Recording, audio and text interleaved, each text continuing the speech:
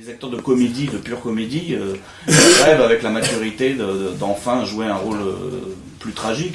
Vous qui avez en gros fait l'inverse, c'est-à-dire jouer des rôles plus tragiques, plus sérieux avant de passer vers la comédie, est-ce que vous comprenez ça Je pense que c'est plus difficile d'aller vers la comédie parce que je trouve que la comédie c'est plus difficile en général et que j'ai une passion et une très très grande admiration pour les acteurs de comédie qui sont très variés d'ailleurs dans leur style, qui vont, par exemple, c'est inattendu chez moi peut-être de dire que moi je suis un dingue de Louis de Funès par exemple. C'est un des acteurs qui m'hypnotise. Que vous avez croisé.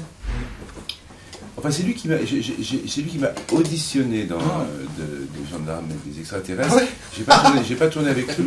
Et il était totalement gentil et sinistre. Totalement très, très sérieux. En fait, moi j'aime énormément les personnages qui ont été interprétés par Cary Grant. C'est-à-dire, dans la comédie, je connais mon registre. Il existe, il est limité, c'est l'absurde, un peu des post-adolescents, comme ça, des grands duduches qui se prennent un peu les pieds dans le tapis. Pour moi, la scène de Cary Grant dans L'Impossible Monsieur Bébé, quand le seul vêtement qu'il peut mettre, c'est l'espèce de robe de chambre transparente de Catherine Hepburn, et qu'il est obligé de sortir entouré de plumes de cygne, c'est tellement absurde et c'est tellement génial. Ça, je suis fou de ça. J'ai tellement de respect pour les acteurs que, pour moi, je considère que c'est une évidence pour eux de glisser vers la tragédie parce que ce sont avant tout des très bons acteurs. En revanche, je trouve que pas tous les acteurs tragiques auront cette espèce de je ne sais quoi qui fonctionne en comédie. C'est que ça ne va pas dans les deux sens.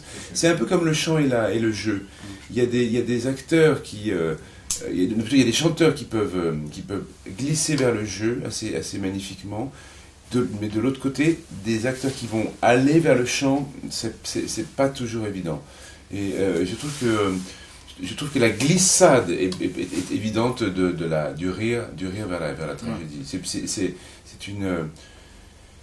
Et c'est pour ça qu'on se marre pas tellement dans les comédies sur les plateaux, parce qu'en fait, tout le monde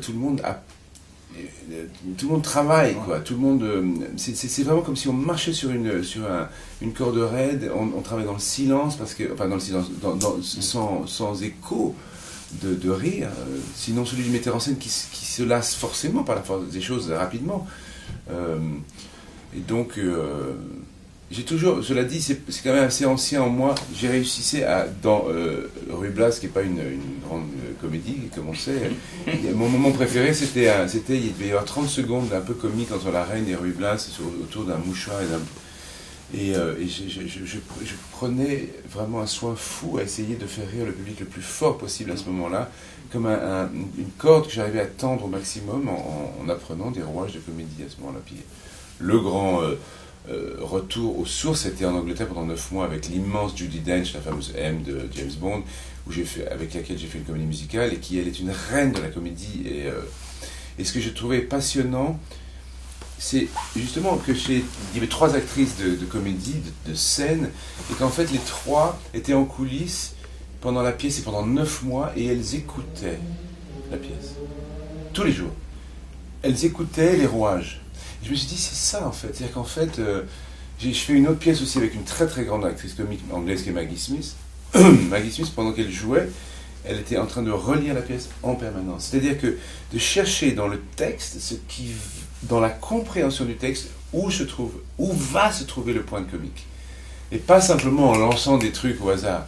C'est une sorte de chirurgienne quoi, qui était là en train de sous-peser dans le sens l'effet comique. Et elle me disait de temps en temps, si tu soulignes ce mot-là, tu verras que peut-être ça va fonctionner. Bon, c'est un peu abstrait, ok, je vais essayer. Et là, c'était tiroir-caisse. C'était très étonnant. Donc j'ai fait ce parcours en Angleterre qui m'a permis d'ensuite pouvoir revenir avec, je sais pas, on connaît la chanson, puis Jet Set, puis Palais Royal.